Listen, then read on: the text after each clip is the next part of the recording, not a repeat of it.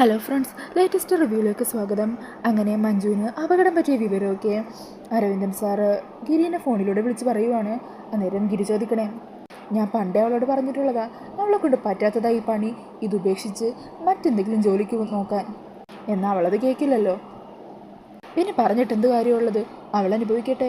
അന്നേരം SI sir പറയണേ, മഞ്ജുവിന് ഈ ജോലി കാരണമല്ല ഈ അപകടം പറ്റിയത്, നീ കാരണമാണോ? ഞാൻ കാരണോ? നിങ്ങൾ എന്തൊക്കെയാണ് പറയുന്നത് എന്ന് ഗിരി ചോദിക്കുമ്പോൾ അരവിന്ദാക്ഷൻ സാറ് നടന്ന കാര്യം പറയുവാണ്. മഞ്ജുവിനെ ഒരാൾ തള്ളി താഴെയിട്ടതാ, അത് വേറെ ആരുമല്ല, ശാലിനിയാ. അന്നേരം ഗിരി പറയണേ, ദേ നിങ്ങൾ വെറുതെ അനാവശ്യം പറയരുത്. എന്നെയും ഗോപാൽജിനെ തമ്മിൽ തെറ്റിക്കാനായിട്ട് നിങ്ങളുടെ പോലീസ് ബുദ്ധിയിൽ ഉദിച്ച ബുദ്ധി കൊള്ളാം, പക്ഷേ ഇതിലൊന്നും ഈ ഗിരി വീഴില്ല. അന്നേരം SI ഉറപ്പിച്ച് പറയണേ, ഞാൻ പറഞ്ഞത് സത്യമോ? നീ വേണമെങ്കിൽ ഹോസ്പിറ്റലിലെ CCTV ദൃശ്യം പരിശോധിച്ച് നോക്ക്, അതിൽ വ്യക്തമായി പതിഞ്ഞിട്ടുണ്ട് ശാലിനി മഞ്ജുവിനെ സ്റ്റെയർ കേസിൽ നിന്ന് തള്ളി താഴെടുന്നത്. ഇത് ഞാൻ മറ്റാരോടും പറയാതിരുന്നത് വെറുതെ കൂടുതൽ പ്രശ്നങ്ങൾ ഉണ്ടാക്കണ്ടെന്ന് വിചാരിച്ച അവൾ ഇനിയും മഞ്ജുവിനെ ഉപദ്രവിച്ചാലോ എന്ന് കരുതിയാ. അന്നേരം ഗിരി പറയണേ, നിങ്ങൾ ഈ പറയുന്നത് എങ്ങനെ സത്യമാണെങ്കിൽ അവളെ ഞാൻ വെറുതെ വിടില്ല, മഞ്ജുവിന് ഇനി ഒരു അബദ്ധം പറ്റില്ല. അങ്ങനെ പറഞ്ഞ് ഗിരി ഫോൺ കട്ടാക്കുവാണ്. എന്നിട്ട് ദേഷ്യത്തിൽ അവിടെ നിന്നും പുറപ്പെടുവാണ്. പിന്നീട് കാണിക്കുന്നത് ഗോപാൽജിയുടെ വീട്ടിലെത്തുന്ന ഗിരീനെയാണ്. ഈ സമയം അവിടെ സഞ്ജുവും ചാച്ചുവും ശാലിനിയും എല്ലാവരും ഉണ്ടാകും കേട്ടോ. അങ്ങനെ ഗിരി ദേഷ്യത്തിൽ ശാലിനിയുടെ അരികിലേക്ക് ഓടി ചെല്ലുക. എന്നിട്ട് ചോദിക്കണേ, നീയാണോ ഹോസ്പിറ്റലിൽ വെച്ച് മഞ്ജുവിനെ സ്റ്റെയർ കേസിൽ നിന്ന് തള്ളി താഴെയിട്ടത്? ഞാനൊന്നും അല്ല എന്ന് ശാലിനി പറയുക. അന്നേരം ഗിരി ശാലിനി ഭീഷണിപ്പെടുത്തണേ, മര്യാദക്ക് സത്യം പറഞ്ഞോളണം, ഇല്ലെങ്കിൽ എൻ്റെ ചോദ്യത്തിൻ്റെ രീതിയൊക്കെ മാറും. നീ ഇല്ലേടി മഞ്ജുവിനെ താഴ്ന്ന് തള്ളി താഴെയിട്ടത്? അത് കേൾക്കുമ്പോൾ ശാലിനിക്ക് അങ്ങ് ദേഷ്യം വരണേ. അതെ, ഞാൻ തന്നെയാ, ഞാനാണ് അവളെ തള്ളി താഴെയിട്ടത്. ആ വീഴ്ചയിൽ അവളങ്ങ് ചത്തുപോകുമെന്ന് വിചാരിച്ചത്, പക്ഷേ അവൾക്ക് നല്ല ഭാഗ്യമുണ്ട്, അതുകൊണ്ട് ചെറിയ പരിക്കേ പറ്റിയുള്ളൂ. അത് കേൾക്കുന്നതും ഗിരിക്കങ്ങ് ദേഷ്യം വരുക. ഈ സമയം ചാച്ചു ചോദിക്കണേ, ശാലിനി നീ എന്തൊക്കെയാ പറയുന്നത്? നീ പറഞ്ഞു കൂട്ടുന്നതിനെപ്പറ്റി നിനക്ക് ബോധമുണ്ടോ? മര്യാദക്ക് ഗിരിനോട് സോറി പറഞ്ഞേ. ഈ സമയം ശാലിനിയുടെ ദേഷ്യത്തിൽ നിൽക്കുക.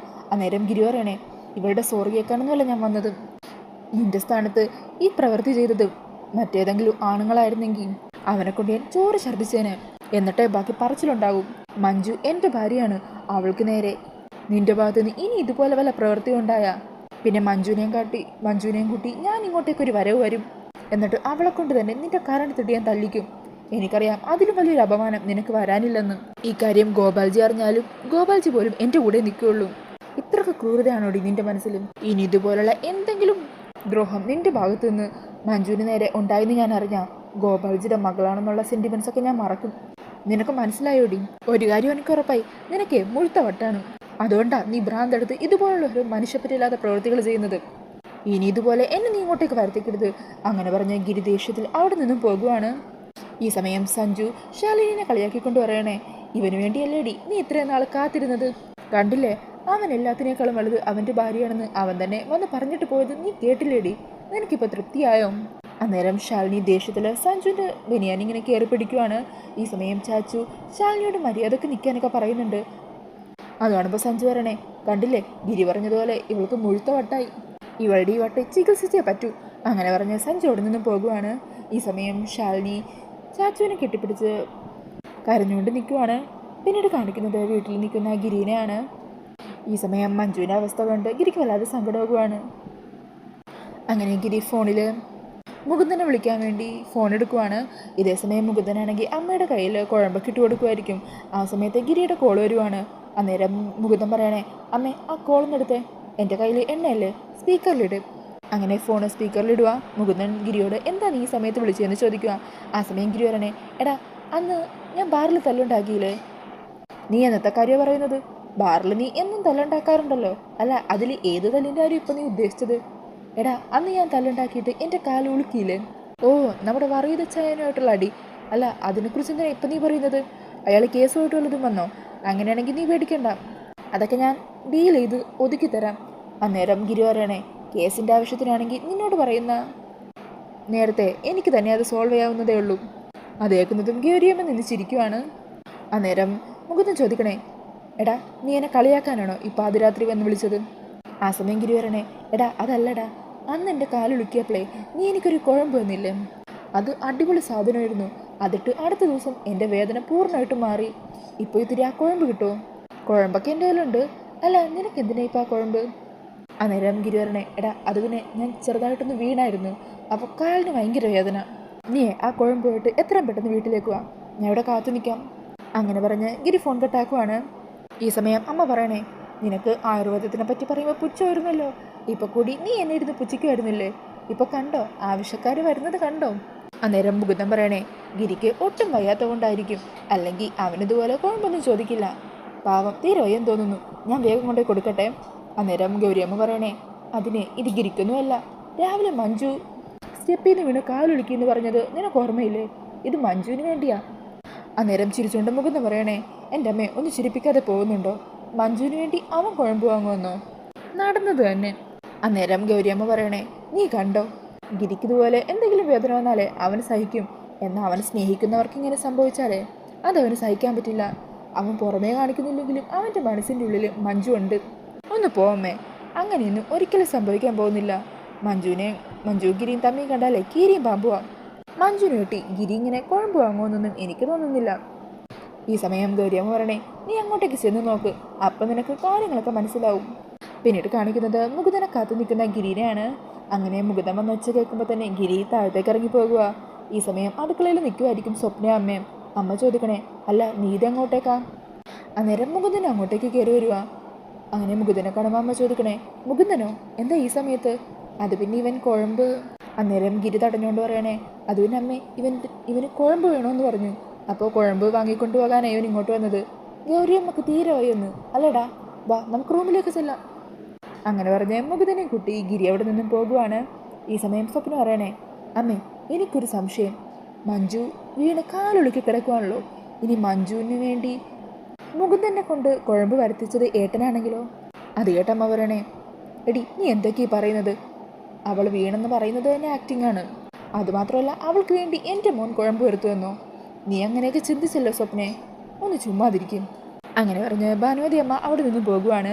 പിന്നീട് പുറത്തു നിന്ന് സംസാരിക്കുന്ന ഗിരിനെ മുകുന്ദനെയാണ് കേട്ടോ കാണിക്കുന്നത്. അന്നേരം മുകുന്ദൻ്റെ ഇന്ന് കുഴമ്പൊക്കെ വാങ്ങുവാണ് ഗിരി. എടാ നീ പറഞ്ഞത് കാരണം അമ്മയുടെ കുഴമ്പിൽ നിന്ന് കുറച്ച് ഒഴിച്ചുകൊണ്ട് വന്നതാ ഞാൻ. അല്ല നീ എന്തിനാ നിൻ്റെ അമ്മയോട് കള്ളം പറഞ്ഞത്? എന്താടാ പരിപാടി? നിനക്ക് കാലിന് കുഴപ്പമൊന്നുമില്ലല്ലോ, പിന്നെ എന്തിനാ ഇതൊക്കെ? അന്നേരം ഗിരി പറയണേ, കുഴമ്പ് വന്നല്ലോ, നീ വേഗം പോകാൻ നോക്ക്. ഈ സമയം ഭാനുമതി അമ്മ പുറത്തേക്ക് വരുന്നുണ്ട്. എന്നിട്ട് ചോദിക്കുക, മുകുന്ദ കുഴമ്പൊക്കെ കിട്ടിയില്ലേ? ആ കിട്ടി. എന്നാൽ പിന്നെ ഞാൻ അങ്ങോട്ട് ചെല്ലട്ടെ. അങ്ങനെ പറഞ്ഞ് മുകുന്ദൻ അവിടെ നിന്നും പോകുവാണ്. ഈ സമയം അമ്മ ചോദിക്കണേ, അല്ല നീ വരുന്നില്ലേ? ആ ഞാൻ വന്നോളാം, അമ്മ പൊക്കോ. പിന്നീട് കാണിക്കുന്നത് റൂമിലേക്ക് കുഴമ്പോട്ട് ചെല്ലുന്ന ഗിരിനെയാണ്.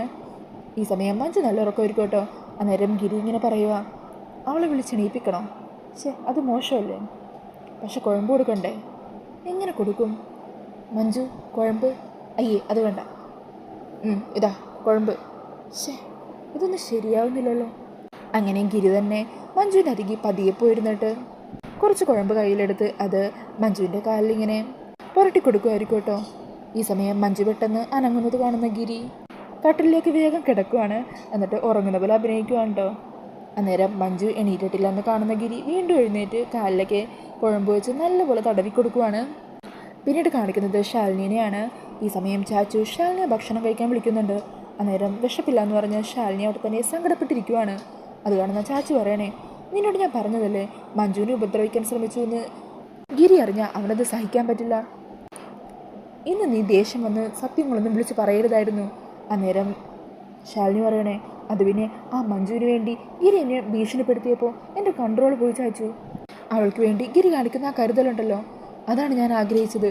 എനിക്കതാ നഷ്ടമായത്. എനിക്കത് തിരിച്ചു വേണം. എനിക്കെൻ്റെ ഗിരിയെ തിരികെ കിട്ടണം. അന്നേരം ചാച്ചു പറയണേ, നീ വിഷമിക്കാതിരിക്കുക. അതിന് നീ ഇങ്ങനെ മഞ്ജുവിനെ ഉപദ്രവിച്ചിട്ട് ഒരു കാര്യവുമില്ല. അങ്ങനെ ചെയ്യുന്നതിലൂടെ ഗിരി മഞ്ജുവിനോട് കൂടുതൽ അടുക്കുകയും ചെയ്യൂ. ഞാൻ തന്നെ ഒരു പ്ലാൻ തയ്യാറാക്കി മഞ്ജുവിനെ ഗിരിനെ രണ്ടാക്കി തരാം. എന്താ അതുപോലെ? അത് കേൾക്കുമ്പോൾ ശാലിനിക്ക് ഒത്തിരി സന്തോഷമാണ്. മതി ചാച്ചു കൂടി ഇവിടെ ഇല്ലായിരുന്നെങ്കിൽ ഞാൻ എന്തെങ്കിലും കടുങ്ക ചെയ്തു പോയേനെ. അങ്ങനെ പറഞ്ഞ് ചാച്ചുവിനെ കെട്ടിപ്പിടിക്കുവാണ് കേട്ടോ ശാലിനി. പിന്നീട് കാണിക്കുന്നത് അടുത്ത ദിവസം രാവിലെ ഉറക്കം എണീക്കുന്ന മഞ്ജുവിനെയാണ്. അങ്ങനെ മഞ്ജു ഇങ്ങനെ എണീറ്റ് ഉറങ്ങിക്കിടക്കുന്ന ഗിരിനെ നോക്കുന്നുണ്ട് കേട്ടോ. ഇതേസമയം ഗിരിയാണെങ്കിൽ ഉറങ്ങിയിട്ടൊന്നും ഉണ്ടാവില്ല, ചുമ്മാ ഇങ്ങനെ തിരിഞ്ഞു കിടക്കുമായിരിക്കും. അങ്ങനെ മഞ്ജു എഴുന്നേറ്റ് കാല് നിലത്ത് കുത്തുവാണ്.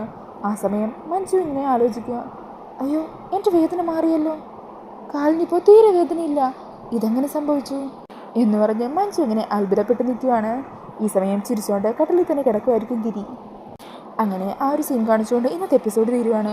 അപ്പോൾ ഈ ഒരു റിവ്യൂ ഇഷ്ടമായാൽ മറക്കാതെ വീഡിയോ ഒന്ന് ലൈക്ക് ചെയ്യണേ. എല്ലാ ദിവസവും 8 മണിക്ക് തന്നെ പ്രൊമോ നമ്മുടെ ചാനലിൽ അപ്ലോഡ് ചെയ്യും.